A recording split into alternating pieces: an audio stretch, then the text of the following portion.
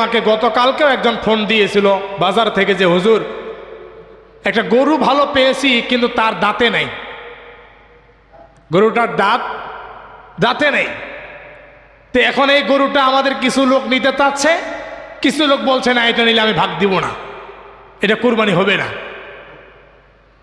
তো আমি তাকে জিজ্ঞাসা করলাম যে গরুর মালিককে জিজ্ঞাসা করেন গরুর বয়স কতদিন, গরুর বয়স কতদিন। দেখা গেল মালিক বলছে যে গরুর বছর 2 বছর প্লাস, 2.5 বছর, 2 বছর 6 মাস। মূলত দাতা এবং না দাতার ব্যাপারে আপনাকে সত্য দেয় নাই, আপনাকে সত্য দিয়েছে যদি আপনার ছাগল, ভেড়া এবং দুম্বা হয় তাহলে তার বয়স লাগবে 1 বছর। কয় বছর? 1 বছর পুরাপুরি লাগবে, 365 দিন প্লাস হতে হবে।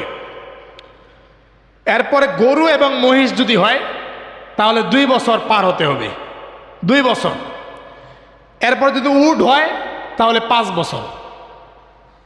হাদিসে বছরগুলো উল্লেখ করা হয়েছে, বয়সের সীমানা উল্লেখ করা হয়েছে, এতে গরুটি দাতাল হোক আর না দাতাই হোক কুরবানি হয়ে যাবে।